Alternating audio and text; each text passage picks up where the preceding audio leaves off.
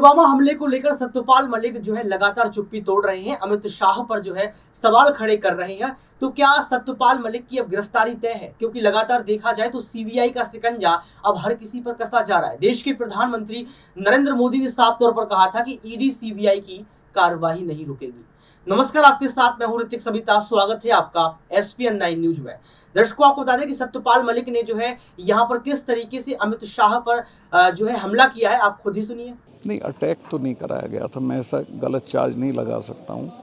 Attack तो ये Pakistan sponsored terrorist का ही किया हुआ था। हमारी तो गलतियाँ थी, हमारी आप समझिए कि हमने जो इंतज़ाम होने चाहिए थे वो सब नहीं किए थे। उन्होंने एयरक्राफ्ट मांगे थे जो आसान मेरे से मांग लेते तो मैं दे देता।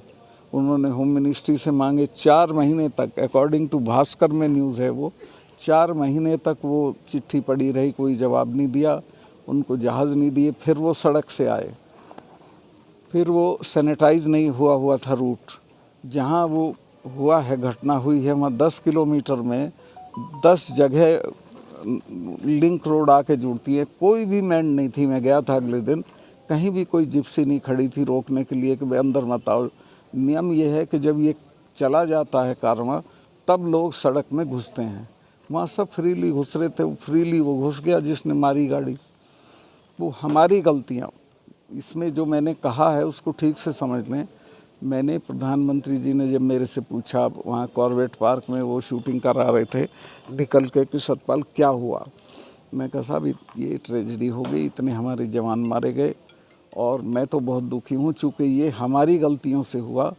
और अगर हम जहाज़ दे, और भी कई गलतियाँ, पर अभी तो मैं जहाज़ वाली आपको बता देता हूँ। तो उन्होंने कहा कि तुम अभी चुप रहो, मैं दिल्ली आ रहा हूँ तब करेंगे कुछ, फिर उसमें कुछ हो। तो सुना आपने इस वीडियो को। इस वीडियो को सुनने के बाद आपको पता लग गया होगा कि अमित शाह के प्रश्न का जवाब क्या है। दूसरी तरफ जब जो है यहाँ पर जंतर मंतर में पहुंचता हूँ और यहाँ पर महिला से बात करता हूँ, सवाल पूछता हूँ कि क्या सच में अब ईडी सीबीआई का दुरुपयोग किया जा रहा है, तो महिला ने क्या कुछ बोला सत्यपाल मलिक को लेकर, ईडी सीबीआई को लेकर, आप खुद सुनिए। नोटिस कर रहे होंगे लगातार, आप राजनीति से भी जो है यहाँ पर बिलोंग करती हैं, लगातार मुद्दों को समझती हैं। आजकल एक दौर चल रहा है ईडी सीबीआई का दौर। क्या इस दौर को माना जाए कि ये दौर नरेंद्र मोदी चला रहे हैं? क्योंकि लगातार देखा जाए जो बोलता है सो पकड़ जाता है।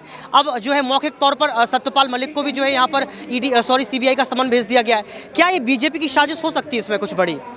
इस साजिश क्या, वो ही कर रहे हैं भाई।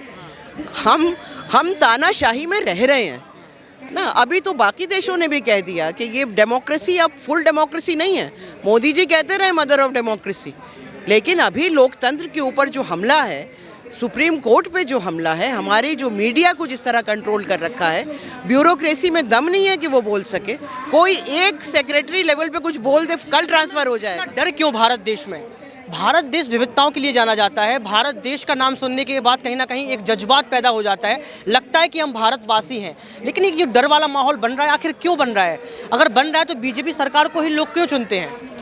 देखिए, डर का माहौल इसलिए बन रहा है कि जो भी बोलता है, इंक्लूडिंग जर्नलिस्ट, 200-300 जर्नलिस्ट तो छोटी जगहों पे तो पता भी नहीं चलता कब किसको उठाया जेल में डाल दिया।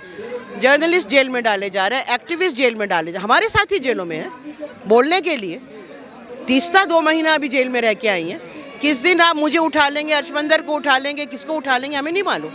लोग डरते हैं बोलने से। तो सत्यपाल मलिक को उठाने की भी चल रही है। उनके भी सीबीआई ने बुला ही लिया ना, तो जो बोले उसके यहाँ ईडी भेज दो, उसके यहाँ सीबीआई भेज दो, उसको उसका FCRA कैंसिल कर दो। तो लोग डरते हैं और जाहिर है कि जब डर लगता है लोगों को तो फिर चुप होते जाते हैं। क्या ये जो महिला खिलाड़ी यहाँ पर बैठी हैं, जिन्होंने भारत देश का नाम रोशन किया, क्या इन महिला खिलाड़ियों को भी जेल भेजा जाएगा? क्या इनके भी जो है कहीं ना कहीं बातों को निकाला जाएगा? क्योंकि लगातार देखा जाए तो भारतीय जनता पार्टी ने ब्रजभूषण शरण सिंह के लिए 2 महीने का वक्त निकाला था। 2 महीना पूरा हो चुका है, महिलाएं फिर से आ चुकी हैं। क्या यही देश है? अनफॉर्चुनेटली अब यही देश है। मतलब इनका क्या होगा मुझे नहीं पता।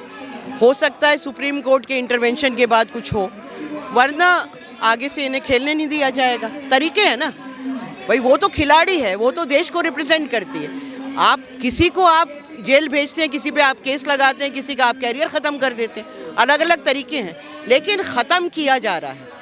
हिंदुस्तान में जो भारत की जो पहचान थी, यहाँ का जो लोकतंत्र था, जैसा आपने कहा जो डाइवर्सिटी थी, जो लोगों की अलग अलग सोच थी, सब पे कोशिश है कि एक ही जामा पहना दिया जाए, सब एक तरह सोचें, सब एक तरह बोलें और सब एक तरह डर के अपने घरों के अंदर बैठे रहें। मेरा एक आखिरी सवाल आपसे रहेगा कि लगातार हम लोग देखें तो अडानी के मुद्दे को लेकर जो है यहाँ पर प्रोटेस्ट किया जाता है। आज महिला खिलाड़ी प्रोटेस्ट कर रही हैं, सत्यपाल मलिक भी आवाज़ उठा रहे हैं। इतना सब कुछ हो जाने के बावजूद भी भारत देश के प्रधानमंत्री कभी प्रेस कॉन्फ्रेंस नहीं करते हैं, कभी भी विपक्ष के सवालों का जवाब नहीं देते हैं।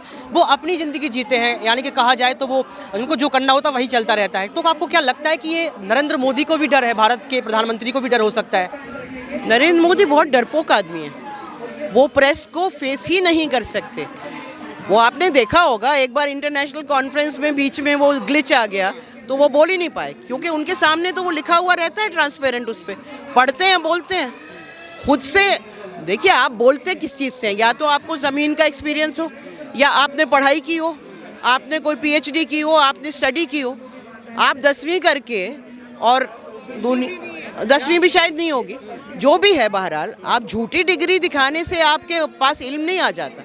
और जब आपकी पूरी राजनीति यही राजनीति है कि आपको सिर्फ नफ़रत फैलानी है, आपको सिर्फ हिंदू मुस्लिम करना है देश में ताकि आपकी सत्ता बनी रहे, तो आप में हिम्मत कहाँ से आएगी? देखिए BJP हो, RSS हो, मोदी हो, ये सब डरपोक हैं। जिस दिन इनके सामने लोग खड़े हो गए ना बोलने को, ये भी हमारी आवाज़ों से उतना ही डरते हैं जो लोग, आम लोग जो ED और CBI से डर के घरों में बैठे हैं। ये देश को समझना होगा कि हमारी विरासत भगत सिंह की विरासत है, सावरकर की नहीं है।